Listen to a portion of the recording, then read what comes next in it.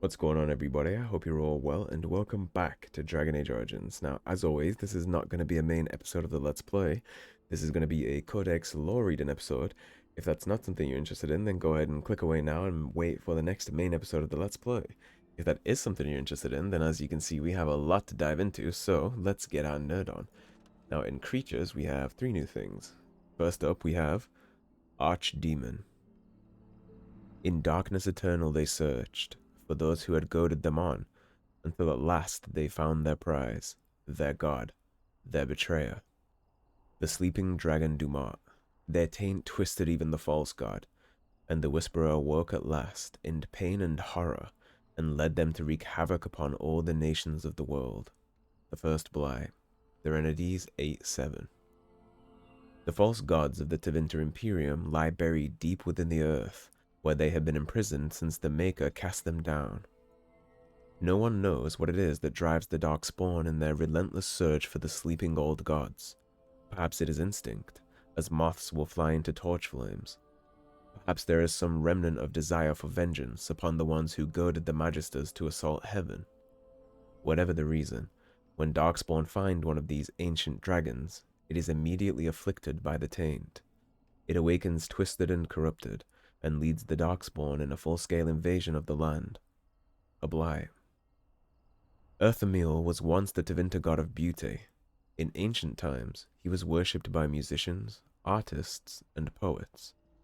The Feast of Orzammar was the grandest celebration of the year, an event that lasted a full 12 days. Plays and entire symphonies were written in his honor. Now, he is a maddened husk of his former self, filled with nothing but a desire to destroy all life. Broodmother. It is well known that Darkspawn carry off those captured in their raids to underground lairs. Most assume that the prisoners are eaten, or somehow tainted and turned into Darkspawn themselves, though this could never account for the sheer numbers of the horde. Forays made by Grey Wardens into the underground have uncovered the answer. When exposed to the Darkspawn taint, men are driven mad and eventually die.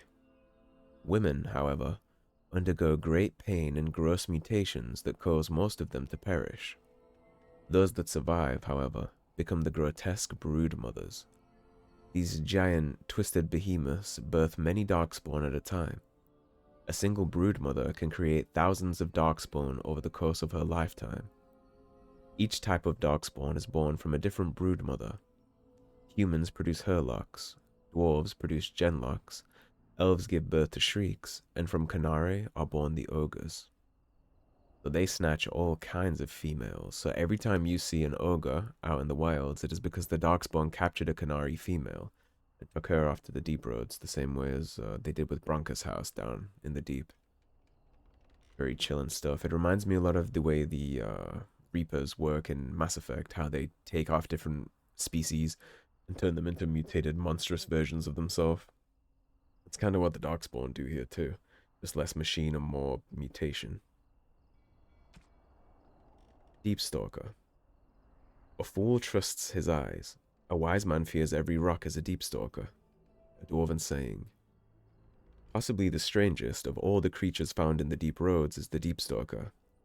Tezpadam, as the dwarves call them, hunt in packs, generally by burrowing underground and then striking when their prey is in their midst. Stalkers come in several types. Spitters have venom glands and can spit secretions that slow or injure their prey. Jumpers hurl themselves at their targets, knocking them down and making the kill easier. The most common variety scares its prey, leaving the unfortunate victim helpless against the rest of the pack. Cut to Kal Sharok. 1155 of the Tevinter Imperium will be known as a year of painful decisions, but we cannot waver. The threat we face is the greatest we have known. If we are overrun, all trace of the ancestors' glory will be undone. Orzammar must stand, and it must stand alone. Cormac, Kal Sharok, Gundar, we have lost contact, and must assume they are lost to the Horde. We must seal the weakest link in our defense, the deep roads that lead to our fallen brethren. I have ordered our finest demolitionists to place the charges. I ask that each of you think of those we have lost. They served as the warning that spurred us to action, and I know the stone will embrace them. They are the foundation of our survival. and they will not be forgotten. From a proclamation by High King Threestone. 200 years. Kal Sharok lives, you stone-forsaken deep lords. There is no greater hatred than a brother at your throat. Graffiti. Author unknown. Stalata Negat. 913 Dragon. The Blight is building, though it is years from being named by the surface. But the memories know the signs. The Legion has lost Bonamar, though in truth, it was lost to the living long ago. The Spawn are moving freely and have numbers even the memories haven't seen. They will surge, release. We will fortify and follow. That is the way, and will always be so, until we fall and the surface wonders what has changed. From Chapter 49 of Stalata Negat, The Stone Unheld, a commentary on the roll of years by Shaper Erden. 760 Storm. The wars continue in the depths, and the border tags are lost. Orzammar fortifies and holds, but the lost ground is not regained and remains dead space where Darkspawn multiply. It was a surge, but the surface was not breached. There was no grey Archdemon behind them. No Blight was declared, no rallying cry was given. The Wardens slumbered. After centuries of constant skirmishes, a trend becomes clear. The first line of defense, unacknowledged for centuries, weakens. From Chapter 40 of Stalata Negat, The Stone Unheld, a commentary on the roll of years by Shaper Erden. 512 Exalted. The surface declares the fourth Blight, a number that means nothing to the stone. In the depths, the events are inverted, our Blight spanning the interim years. 7 generations of shifting lines in darkness. Our ancestors are the reason the surface kingdoms don't know a Darkspawn by sight, why even their eldest have never heard an accounting firsthand. They believe the Blights are defeated by a gathering of allies with singular focus. Eventually, they will be lost by attrition in the depths. The spawn surges and releases. We fortify and follow, although doubts are raised. From Chapter 27 of Stalata Negat, Stone Unheld, a commentary on the roll of years by Shaper Erden. 310 Towers. They name it a Blight, the third by their reckoning. It was just the fight to our ancestors, continued even though it shifts setting. The hordes that press their border surge and release, spilling across the surface. They fortify and follow. It was not their way to let the enemy rest. 325 Towers. The surface kingdoms declare victory. The horde is crushed, the push halted, and celebrations begin as humans thank the skies and their maker. Beneath their gaze and their feet, the Darkspawn retreat to the steps of our tags. New front lines are drawn across old. They settle in to breed, the memories say, as happened twice before, and likely in the darkness before that. From Chapters 14 and 17 of Stalata Negat, The Stone Unheld, a commentary on the roll of years by Shaper Erden. This goes to show you how often the dwarves are actually dealing with a Blight. It's 24/7, 365 for them. There is no break. The only break the dwarves get is when they come up top. That gives them a little bit of time to kind of fortify their lines. So for the dwarves, I imagine whenever there is a Blight, they kind of take a little sigh of relief. It gives them time to redraw lines and refortify. A very interesting dynamic considering the humans and everybody up top on land gets a constant break for hundreds of years. The dwarves not so. In between the hundreds of years between Blights, the dwarves are just constantly being hammered by Darkspawn invasions. And then finally, when the Blight comes, they get to take a little break. Of course, then they have to send armies up top to aid us without a problem. And based on this accounting, it doesn't seem like the Skylanders have ever really given it back. They've never really given them aid. Mentions here that there's no aid sent down there and the Wardens slumber, while the dwarves are constantly fighting the Darkspawn.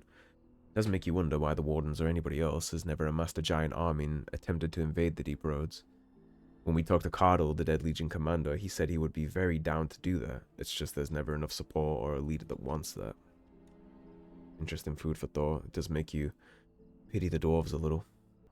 Orzammar History, Chapter 1. The memories tell us that our kingdom once reached far beneath the mountains, and that the tags were almost beyond counting. Kal Sharok was the capital then, home to all the noble houses, and Orzammar was simply the home of the miner and smith castes. It was with the Tevinter Imperium that things changed. Paragon Garrel moved the seat of power to Orzammar to more closely oversee the trade that began with the surface.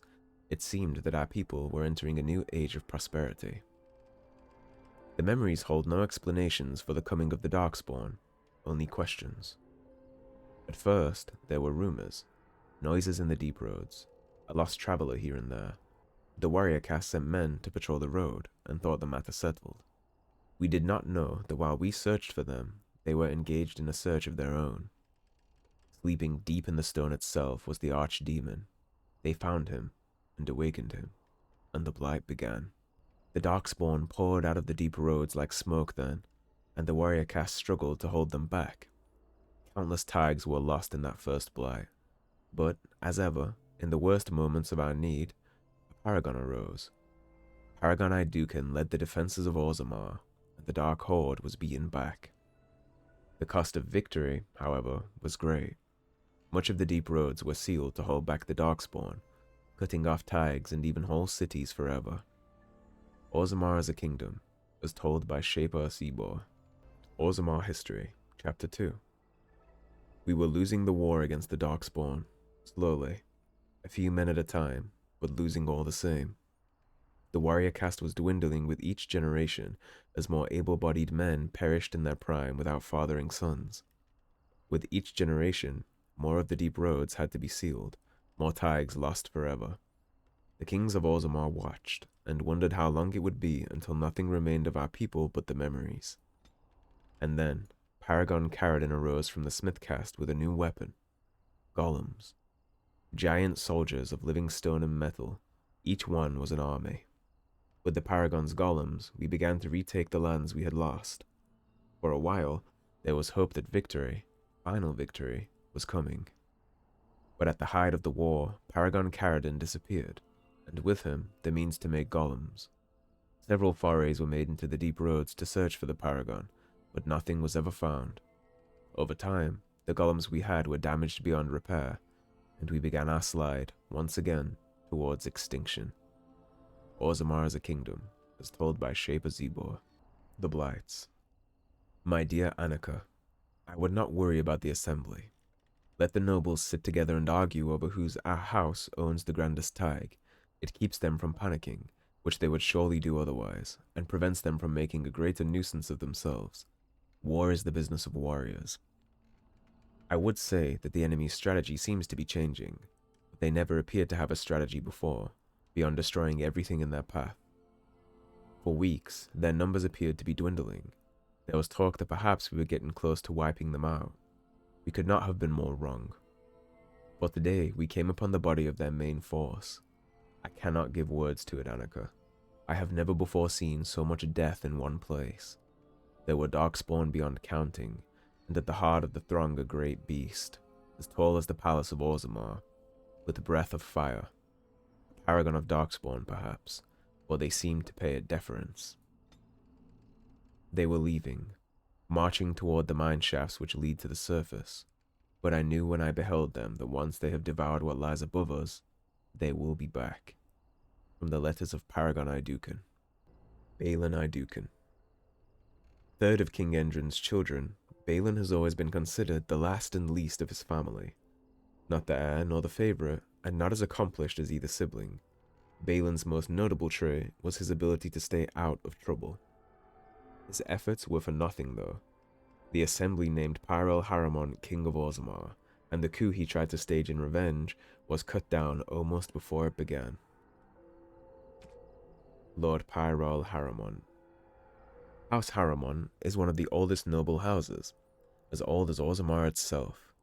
Endrin's most trusted advisor, Harrowmont is well known for being an able administrator and the author of many compromises in the ever-warring assembly. His promise to King Endrin to keep Bhelen off the throne was upheld by the intervention of one paragon and the Grey Warden apparition. Harrowmont was named king by the assembly, ending the internal strife in Orzammar. Oghren. I'm not saying I should be your first pick for a dance partner at the inaugural ball, but in the deep roads, I'm your man. Oghren of House Kondra was once a promising member of the warrior caste. His house was not especially high-ranked, but many of its members, Oghren included, had won notable victories in the provings and were considered to be rising in prestige. When a Smith caste family with plenty of money but no political connections offered their daughter in marriage, his family accepted the match, and then everything changed. His wife, Branka, was named a paragon for her achievements. All of House Conrad joined her newly made noble House Branka, and vanished with her into the deep roads. As time passed, and it became more and more clear that Oghren had been abandoned, he became the butt of jokes throughout Orzammar. He took to drink, which didn't especially help. Drunk and humiliated, he challenged another warrior to a proving over an insult and killed him. The match was meant to be fought to first blood. As a punishment, he was stripped of his house and barred from bearing arms, the only fate worse for a warrior than exile. The Grey Warden apparition mounted a search for Branka and found her, and the Anvil of the Void, for which she led her house to their deaths.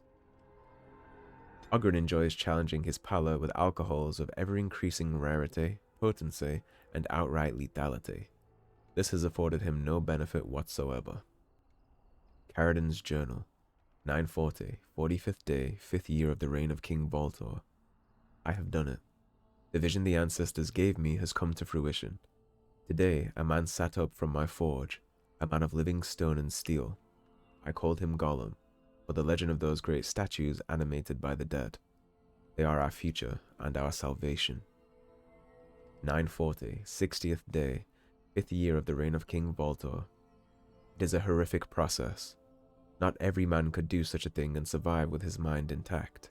I am honored that the ancestors believe I have the strength to bear this burden and forge Orzammar's defenders. Nothing so great may be achieved without sacrifice, nor may stone and steel walk without a spirit to animate them. 940, 73rd day, 5th year of the reign of King Voltor. I have asked for volunteers. Some few answered, men of the warrior caste, younger sons with no property, no chance for marriage. They want to defend Orzammar from the horrors these humans have unleashed. They want to live forever in a body stronger than the finest armor. They do not ask to speak with those who have gone before. I have put off saying this, even in these pages, but I must say it now. My golems will be powered by their deaths. These brave warriors come to me, naked as they were born. I dress them in a skin of armor, so large it makes the burliest look no more than a babe. The anvil their first and final cradle. We are surrounded by a mile of earth on all sides. No one hears the screams as I pour molten lyrium through the eye holes, the mouth, every joint and chink in the armor. They silence quickly, but the smell lingers, just a trace of blood and the greater stench of hot metal. I must work fast. The armor is malleable now, as I shape it with hammer and tongs. It is not long before it moves beneath my hands, writhing and twisting with every blow. It speaks again now, a low moan, but I have learned to tune it out. I can afford no error in this craft.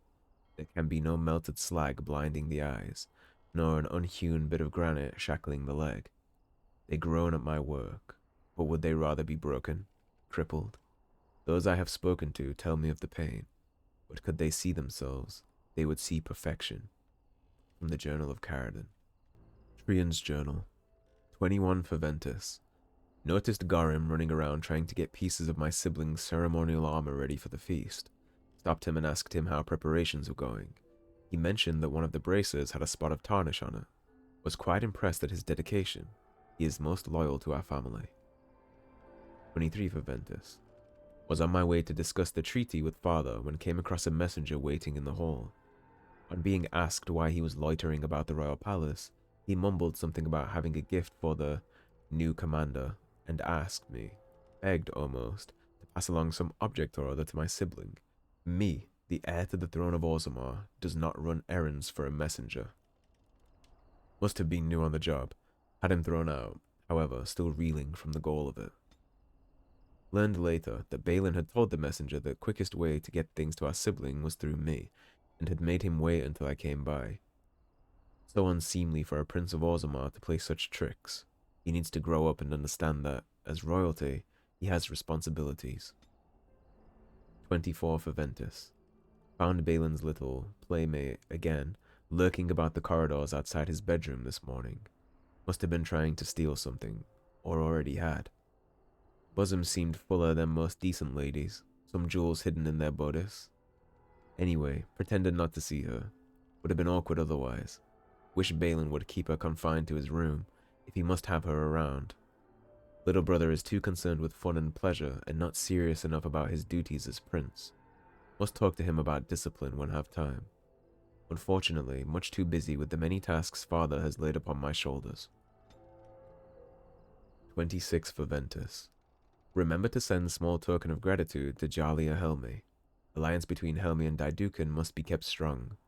Lady Jalia will of course accept proposal of marriage, since we'll be king sooner or later. But never hurts to be polite and keep the lady happy. Hear that there are some surfaces selling silks. Maybe we'll send second out for something nice. Jalia's favorite color, turquoise. 28 for Ventus. Heard about there being provings held in our siblings' honor. They did not have provings for me at my first commission, and I am the heir. What is going on? Must go watch these provings, make presence felt.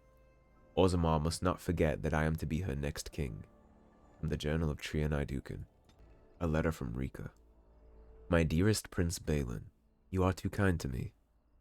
I am a small and insignificant thing, and I do not deserve your attention, but your willingness to tolerate my presence shows you to be a prince among men.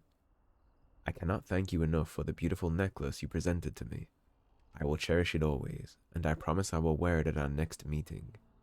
I know my gratitude means nothing to you, but I must say again, thank you. I will always be your humble and devoted servant. Yours truly, R. Load limit reached. Mass will have an effect, he says. As long as it lifts us out, I figure. Should have specified, within my lifetime. Gives us time to talk, he says. How's a dwarf get named Shepherd? Up your shaft. No relay, because blah blah blah. Axe answers, but I still hear him. Drip, ground, drip, ground. Worse than his talking. Think I'll drop out for some air. Excerpt, Dwarven verse in 1 volume, selection. Load limit reached. Anonymous scratching recovered from a cage hoist. Eventually. The Dead Caste. Friends, we have argued long, but I would propose a different direction. It is not unprecedented that one of our number should end up in the Legion of the Dead. The memories attest to some bewildering falls from grace. Only his choice to volunteer has propelled this beyond mere scandal. The question we must ask is, does this serve us? The Legion has always seemed a last hope of redemption. If a noble joins their number by choice, no less, this can only do good things for enrollment, and we sacrifice only one foolish member, the last of a troublesome house. His reforms are better shouted at the Darkspawn than in these halls. I say, let him go. This is the writ that was passed, Durius. I hope you can live with your decision, because you're lost to it now. From Assembly Minutes regarding the Legion of the Dead, Addendum unknown. Dearest Gilly, I know things have been difficult since the censure of our house. I had hoped to bear the cost of my actions alone, but if I had a full understanding of consequences, I wouldn't have murdered above my caste in the first place. I did not abandon you lightly, but I knew of no other way to insulate you against my shame than by joining the Legion. It is a half measure that has earned me no right to seek your comfort, but please, I beg you for one moment of foolish optimism. There is talk of a new soldier, a noble.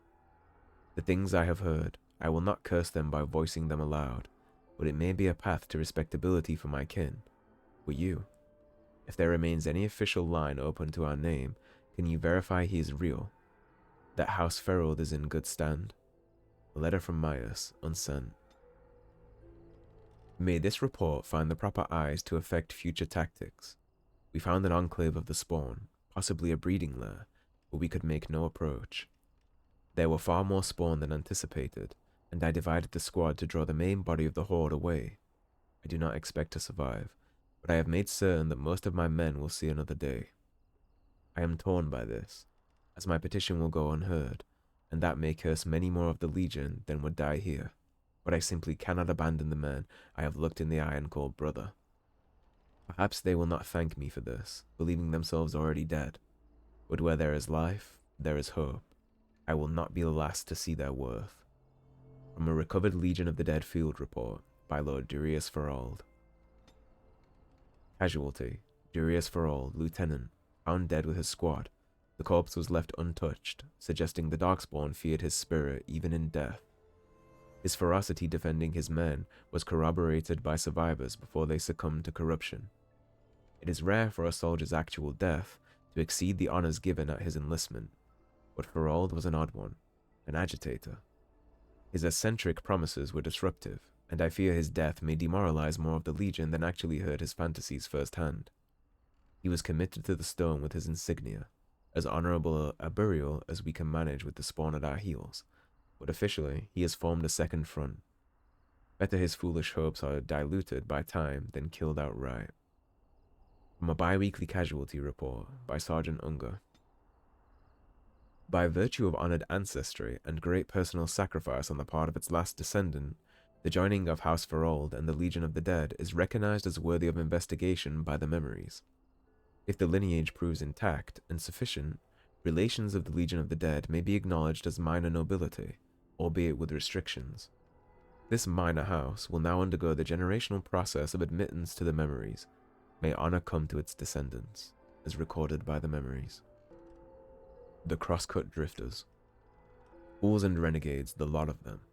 We accept that there is a time for ordered and educated treasure hunting, but not when a foundation remains to be cut.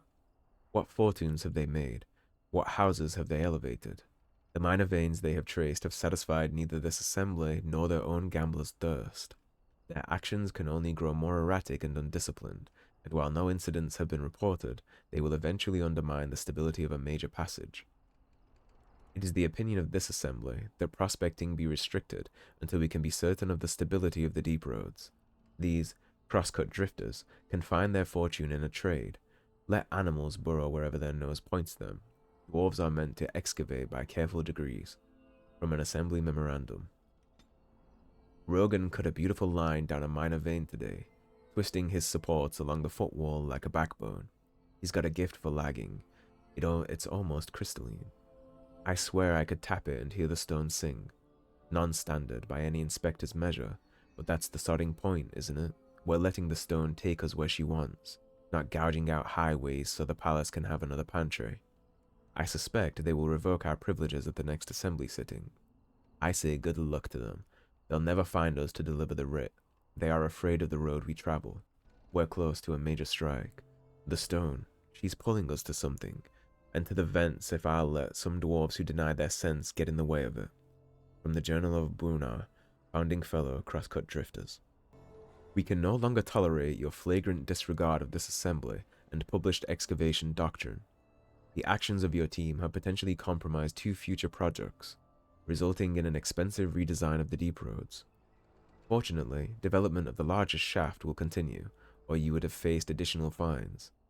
Claims that the stone is directing your actions suggest that not only are you ignorant of pre-planning procedure, you and your group may also be in the early stages of lyrium poisoning.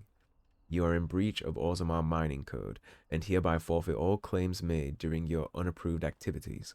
The assembly expects your response within 30 days, or your house, as well as those of your team, will face additional censure. Notice of assembly censure. Here's your response. Take a long breath from a short shaft. B. Addendum by Brunnar, founding fellow Crosscut Drifters. We found trouble alright. Rogan's lyrium vein led right to the flank of a Darkspawn horde. From the look of their kit, the spawns were a week, maybe less, from breakthrough into that blasted new highway under Orzammar, and they'd be well behind any patrols. The stone knew. She knew, and she drew her chosen with a promise of all we could taste in our bones. If all goes well, losing this cavern will kill the Darkspawn's taste for digging, and Orzammar will never know it was at risk. Will be a distant tremor, a ripple in the royal fountain. The charges are laid. We know it will work, and we know the cost. The stone has shown us the way home. From the Journal of Brunnar, founding fellow, Crosscut Drifters.